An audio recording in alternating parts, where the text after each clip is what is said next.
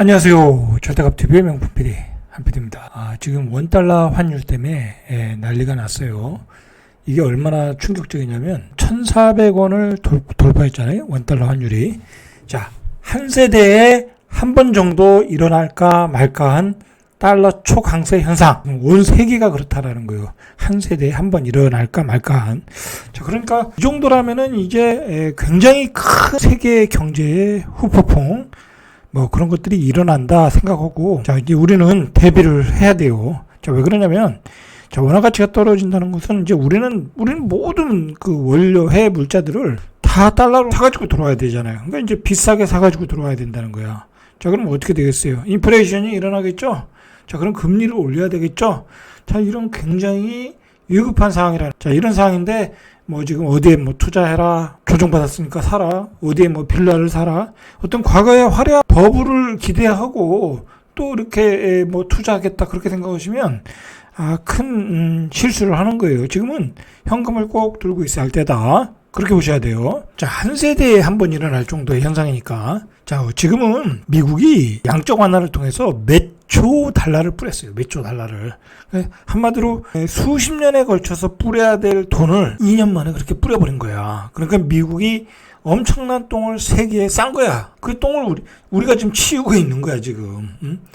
쉽게 얘기해서 미국이 코로나 위기로 그 엄청난 돈을 풀었잖아요. 자, 그렇게 해서 미국이 이 위기를 극복했고, 그 다음에 미국의 나스닥 시장을 급등시켰어요. 한마디로 버블을 만들어 놓은 거야. 자, 저는 그게 단순히 우연히 그렇다고 보질 않아요. 왜냐면 우리가 잘 생각해 보면 그때 미국과 중국이 굉장한 패권 전쟁을 하고 있을 때야. 자, 그런데 그때 미국의 풍부한 돈을 뿌리다 보면 세계의 돈이 미국으로 들어가잖아요. 그 나스닥 시장으로 들어가잖아. 그래서 한국의 사학개미들도 빅테크 주식 많이 사고 아니면 쓰레기 같은 주식도 많이 사고 그랬잖아요. 그 쓰레기 같은 주식이 상장을 해서 몇 배 올라갔다가 50달러 같은 게 지금 1달러 갔잖아. 그렇게 거품이 빠졌잖아. 자, 그렇게 해서 달러를 빨아들였잖아요. 자, 근데 문제는 뭐냐면 그런 후유증이 있었지만 미국의 그 혁신 기업들이 많이 컸어요. 테슬라라 프로 4차 혁명의 어떤 핵심 산업들이 많이 컸다. 미국이 그 덕분에 푼 달러로 미국의 경제가 살아났잖아요. 살아났어. 그것 때문에 위기를 극복했던 거예요. 코로나 위기를. 만약에 그 달러를 풀지 않았으면 아마도 G1을 중국한테 넘겨줄 수 있었던 상황이야. 자, 미국은 그렇게 위기를 넘겼지만 대신 그 똥을 지금 우리가 다 치우고 있다라는 거야. 그 고통이 지금 엄청나게 세계를 혼란 속으로 만들고 있다. 자, 그것만 아셔야 돼. 그것은 꼭 아셔야 될 것 같아요. 자, 오직하면 지금 달러를 슈퍼 달러라고 그래. 자, 이 슈퍼 달러가 어느 정도냐면 지난주에 중국 위안화 환율이 달러당 7위안선을 돌파했다. 자, 일본 엔화 가치는 그냥 24년 만에 최저치. 얼마 전에 134엔이었는데 지금 140엔이 넘었어요. 어마어마하게 엔 가치도 떨어지고 있다. 엔화 가치도. 주요 6개국 통화 대비 달러 가치를 나타내는 달러 인덱스가 올 들어서만 14포인트 이상 상승했다. 1달러야? 1달러가 110이 됐어요. 자, 이게 1985년 지수가 구성된 이후에 달러 인덱스가 가장 높은 수준이다. 저는 이런 것들이 단순하게 우연히 이렇게 됐다고 생각하지 않아요. 미국의 그 치밀한 전략, 달러 패권의 치밀한 전략으로 결국은 이렇게 됐다라고 저는 생각을 해요. 자, 그렇게 해서 미국이 이 세계 경제를 주도권을 놓질 않았잖아요. 그죠? 지금 빅테크 기업이 세계를 주도하고 있는 거니까. 한국은 지금 빅테크 기업이 작살났잖아요. 자체의 문제도 있었지만. 자, 유로화도 지금 1달러에 1유로가 똑같았는데, 유로화도 수십 년 만에 최저치고, 그래도 어느 경제력이 뒷받침되는 나라는 버티는 힘이 있어요. 일본이나 우리나라 같은 나라는. 그러나, 신흥시장에 타격이 커요. 왜냐면 그 신흥국은 달러가 없거든. 외환보유고가 없거든. 자, 이집트 파운드화는 18% 폭락. 헝가리 포인트화는 20% 폭락. 남아프리카 공화국 랜드화는 9.4포인트 하락.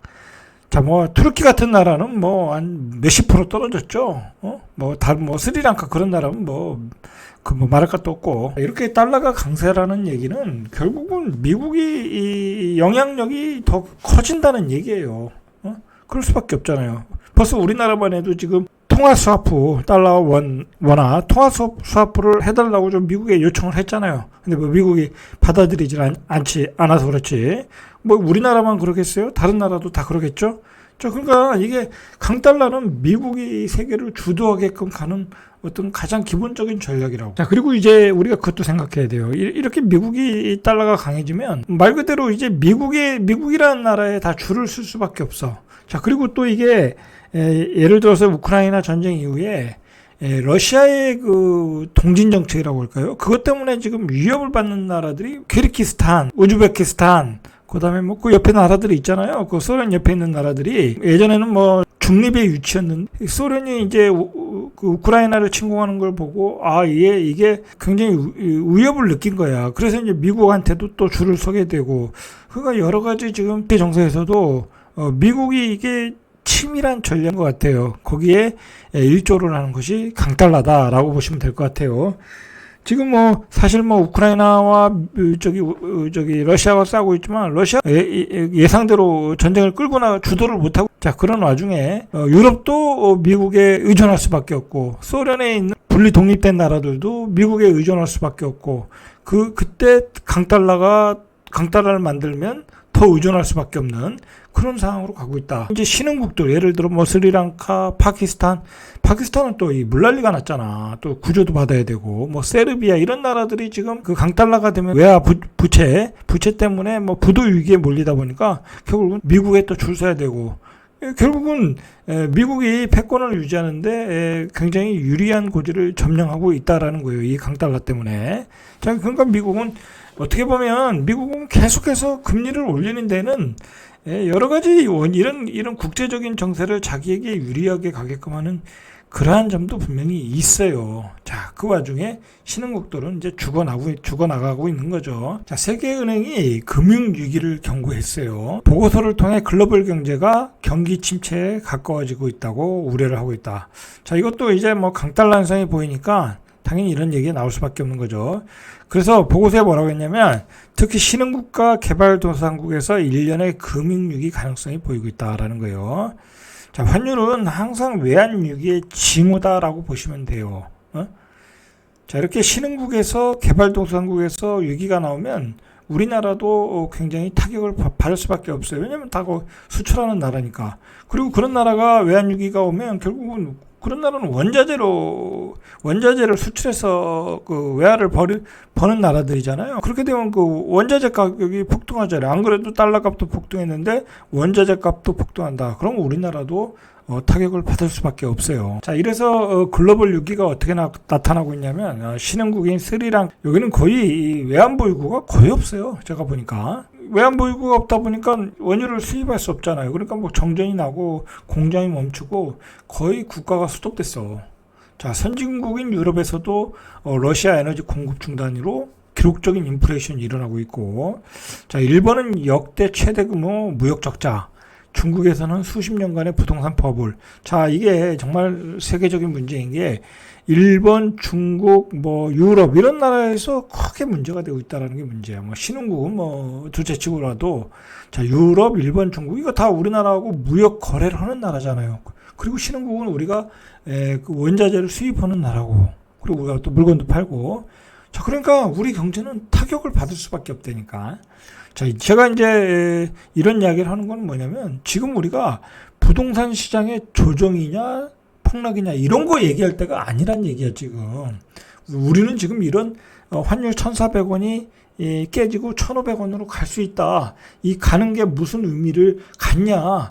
그게 세계적인 그 경제 위기로 가고 있다. 그게 중요한 거야. 그 세계적인 경제 위기의 핵심은 버블이 무너지고 있다. 나스닥 시장에 버블이 무너지고 있고, 미국의 부동산이 버블이 무너지고 있고, 중국의 부동산 버블이 무너지고 있다라는 거야. 그럼 한국의 부동산 버블도 무너진다라는 거야. 우리는 그런 논리로 가야 된다는 거예요, 지금.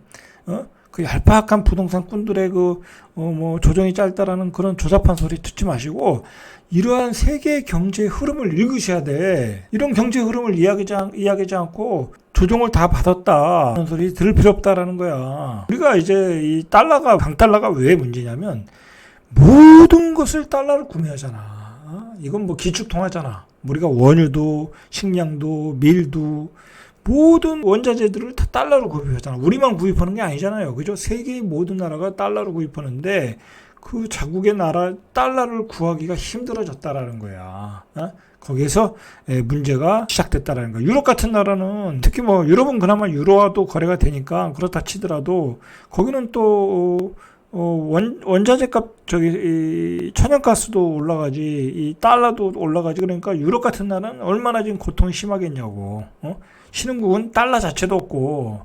자, 그나마 우리나라는 이나마 버티는 게 다행인 거야. 이나마 강달러로 에너지 및 곡물 수입 부담이 더 커졌다고 이 옥스퍼드 이코노믹스의 게이브리얼 스턴이라는 신흥시장 리서치 책임자가 달러 낙타의 등을 부러뜨리는 지푸라기가 될 것이다. 이런 강달러가 신흥국에 엄청난 위기가 오고 있다라는 거예요. 오고 있다라는 것을 이런 표현으로 지적을 한 거예요. 신흥시장에 엄청난 위기가 오고 있다. 문제는 이 양반이 또 뭐라고 했냐면 강달러가 아직 초기 단계라는. 자, 문제는 달러의 현상이 아직 초기 단계라는 거야. 자, 시카고대 부스 경영대학원의 라구람 라잔 교수가 아직도 초기 단계라고 진단했다라는 거야. 미 연방 앞으로 이제 연방 준비 제도에서 자이언트 스텝을 뭐 3번 정도 더 올려야 된다라는 거야. 한 기본적으로 5%까지는 간다고 보고 있더라고요. 미국에서도. 자, 그 이후에 인플레이션이 해결이 안 되면 더 올린다는 거잖아요. 자, 그러니까 이게 단기적인 문제가 아니라 지금 시작했다라는 거야. 이게 문제라는 거야, 이게. 자, 이렇게 이제 앞으로 인플레이션이 나면 고금리로 가잖아요. 그럼 결국 지금 어떻게 해야 되겠어요? 대출을 줄이고, 그리고 본업에 충실하고, 그리고 현금이 있으면 고금리에 저금을 해놓고 때를 기다리면 되는 거야. 지금은 그동안 이런 긴축 완화를 통해서 그 슈퍼 버블이 만들어졌잖아요. 뭐 코인 시장이라든지 주식 시장이라든지 그다음에 부동산 시장이 버블이 엄청 만들어졌잖아. 버블이 만들어지고 나서 지금 조정받기 시작하는데 왜 지금 집을 사냐고. 자, 그리고 지금 원달러 환율이 1,400원을 뚫었는, 거의 이제 육박했죠. 뭐 한 1,398원, 막 99원 그렇게 갔잖아요. 근데 사실 오늘도 1,400원을 돌파할 수 있었는데, 이게 이제 우리나라에서 개입을 했다고 그러더라고요. 우리 정부에서. 그래가지고 한 17억 달러 정도를 풀었다고 그러더라고요. 신문 뉴스에 나온 바에 의하면. 그래서 한 2조 원 정도를 풀어서 그나마 막았다라는 거야. 이 정부 입장에서는 1,400원이 뚫리면 1,450원이 뚫리고 1,450원이 뚫리면 1,500원이 뚫린다고 보는 거야. 그래서 1,400원이 어떻게 보면 마지노 노선으로 보고 있는 거야. 왜 그러냐면 1,450원이 뚫려버리면 외국의 헤지펀드들이 공격을 해버리거든. 그러면 지금 우리나라 외환보유액 규모가 이게 뭐 현금으로 가지고 있는지 뭐 다른 것까지 포함한 건지 모르겠는데 4,364억이야. 이건 뭐 사실 외환 헤지펀드들이 외국에 있는 애들이 공격을 하면 이것도 거덜나는 것도 금방이야. 오늘만 해도 17억 달러 썼대잖아. 그죠? 이 정도로 지금 환율의 움직임이 굉장히 중요한 거예요. 왜냐면 이렇게 되면 외국인들이 주식을 그냥 다 팔아버리고 달러를 바꿔가지고 나가버리거든. 이거 뭐 1,500원이 갈지 1,600원이 갈지 모르잖아. 손해볼 수 있다고 생각하면 더 그 가속도가 붙어버린다고. 자, 이게 환율이 이렇게 올라가면 문제가 뭐냐면 이 무역 적자가 확대된다는 거예요. 확대. 무역 적자가 되면 우리나라 이제 달러를 못 버는 거니까. 자, 그리고 환율이 올라가면 우리가 이제 그 원유라든지 원자재를 비싸게 사와야 되잖아요. 그러면 우리의 인플레이션이 생기는 거죠. 인플레이션이 생겨서 원화 가치가 떨어지니까 금리를 고금리로 올릴 수밖에 없어. 근데 지금 얼마나 많은 사람들이 집에서 대출을 받았고 얼마나 많은 사람들이 전세 대출을 받았냐고. 그리고 얼마나 많은 자영업자들이 대출을 받았냐고. 그냥 이 사회는 예를 들어서 지금 뭐 4% 금리라고 했는데 한 8% 뭐 9% 되면 이 사회는 그냥 무너지는 거야. 그렇지 않겠습니까? 이자를 2배 내야 되는데 그렇게 되면 실질 소득이 감소되잖아. 쓸 돈이 없는 거, 생활비가 없어진다니까. 진짜 문제는 뭐냐면 이렇게 되면 그 기업들이 부도가 나. 외환 위기가 오고 부도가 난다고. 그리고 다 대량 실업자가 생긴다고. 자, 그게 외환 위기 아니었어요? 자, 그러니까 환율이라는 게 이렇게 중요한 거야. 지금 얼마나 긴박한 순간이냐면 외환 당국에서 1시간 단위로 실시간 보고하라는 거야.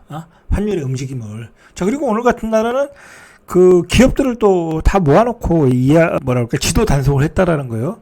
너무 달러 사재기하지 말아라. 보유한 달러들은 팔아라라고 했겠죠. 근데 뭐 그게 기업들이 뭐 말을 듣겠어요. 뭐 자체 판단을 해가지고 가지고 있겠죠. 지금은 누가 달러를 팔겠냐고. 가지고 있는 달러를 그냥 기다리면 1,500원을 돌파할 것 같은데. 예? 자, 이렇게 아주 위험한 상황이다. 자, 이렇게 계속 원화 가치가 떨어지면 경제 성장률 떨어지고 경기 침체 오고 기업들 부도나고 대량 해고가 발생하는 거야. 뭐 지금 20대, 30대, 40대는 외환 위기를 경험하지 못해서 잘 모르겠지만 앞으로 이런 외환 위기가 오면 정말 대한민국은 뒤집어져요. 아주 삶의 생태계가 완전히 깨져. 저는 외환위기를 경험했잖아요. 그냥 생각해봐. 우리 아버지가 직장에 못 다니는 거야. 그 가족들 어떻게 되겠냐고. 거기다 지금 집 대출 받아 산 사람은 얼마나 많겠냐고. 정말 이 상태에서 환율이 1,500원, 뭐 1,600원 가고, 그리고 우리 외환위기가 왔다라고 하면 집값은 그냥 반토막 나는 거야, 반토막. 제가 보기엔 반토막 이상 나는 거야. 이 상황에서 왜 귀중한 돈을 버블이 낀 부동산을 사려고 하냐고. 사지 말아라. 지금은 생존에 대비해야 돼. 최소한 지금은. 앞으로 한 1년간은 그냥 가만히 있는 게 좋아. 그냥 놔두라니까. 대세의 흐름이 꼬꾸라질지 여기서 또 회복을 할지를 우리가 모른단 말이야. 지금은 그런 생존을 위해서 판단할 시기야. 가만히 기다리면 되는 거야. 자, 앞으로 수입 물가가 얼마나 폭등할 건지, 금리 인상이 얼마나 될 건지, 그리고 실질 소득이 얼마나 감소가 될 건지, 경기 침체가 오면 어떤 강도로 올 건지, 그리고 기업들은 어떻게 부도가 날고 일자리는 어떻게 감소할 건지, 아주 위험한 시절이 어떻게 올 건지를 지금은 관망할 때다라는 거야. 이럴 때이지 왜 지금 뭐 부동산 사러 다니고 그것도 또 갭 투자하러 또 지방에 돌아다니고 그런 또 환자들도 있더라고. 정신들 차리세요. 지금 뭐 이런 상황이다 보니까 이 아파트 거래는 뚝 끊겼어. 서울, 강동, 뭐 서대문 실거래 제로야. 왜 제로겠어? 다 감지하고 있다라는 거야, 사람들이. 자, 지금은 현금이 있으면 고금리에 넣어놓고 때를 기다려라. 조급하게 움직이면 망한다. 자, 이상 절대값 TV의 명품 PD 한 PD였습니다.